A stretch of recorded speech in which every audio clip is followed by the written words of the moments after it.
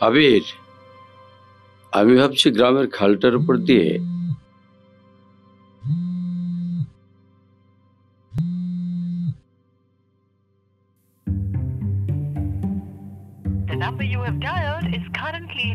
একটা ব্রিজ তৈরি করে দেব। গ্রামের মানুষজন খুব কষ্ট করে পারাপার হয়।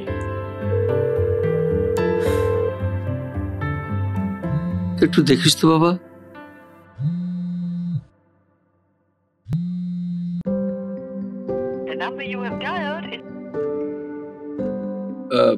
একটা ভালো প্ল্যান দিস তো আমাকে, কিভাবে কি করা যায়।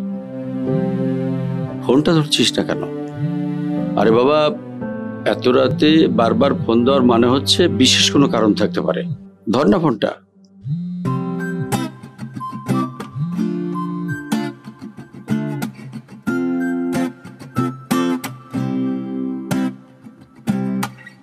হ্যালো নিশাদ। আবির, কোথায় আছো তুমি? তোমার সাথে কিছু ইমার্জেন্সি কথা ছিল, এখনই আসতে হবে তোমাকে। এখন এত রাত্রে কিভাবে?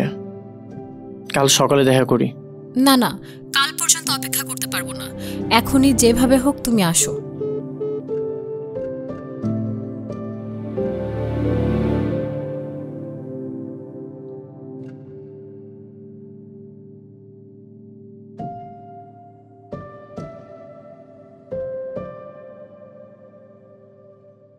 কে ছিল? স্পেশাল কেউ? হ্যাঁ বাবা, স্পেশাল কেউ। আচ্ছা, আমি আসছি। হ্যাঁ, তাড়াতাড়ি আসিস, দেরি করিস না।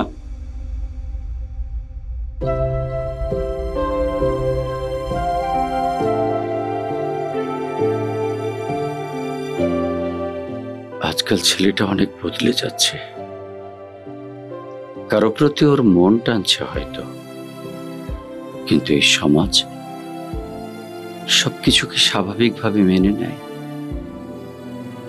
আমার তো ভয় হচ্ছে সামনে ওর জীবনে কোনো ঝড় না বয়ে যায়।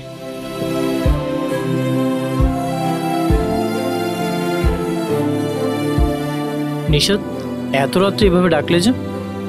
আবির, আমার না অনেক বড় একটা স্বপ্ন আছে। আমি সেটা আগে কখনো কাউকে বলিনি। কি স্বপ্ন? আমি চাই সমাজে পথশিশু আর অসহায়দের জন্য একটা বড় প্ল্যাটফর্ম তৈরি করতে। সেখানে শুধু আশ্রয়ের জন্য না, তাদেরকে একটা সিস্টেমের মধ্যে আনা হবে। কেমন সিস্টেম? যাদেরকে আশ্রয় দেওয়া হবে তাদের দিনের একটা নির্দিষ্ট সময় পর্যন্ত কাজ করতে হবে, যে কোনো ধরনের ছোটোখাটো কাজ, হস্তশিল্প বা উপার্জনের কাজ। আর দিনের বাকি সময় তাদের পড়াশোনা করতে হবে। এভাবে তাদের নিজেদের উপার্জন দিয়েই তাদের থাকা, খাওয়া, পড়াশোনার খরচ চলবে।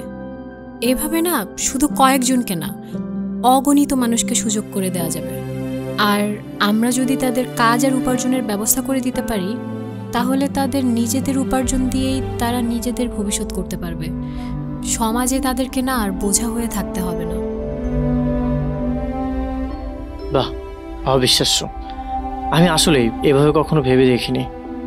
কিন্তু তুমি তো শুধু স্বপ্ন দেখছো না, একটা সিস্টেম দাঁড় করানোর কথা ভাবছো।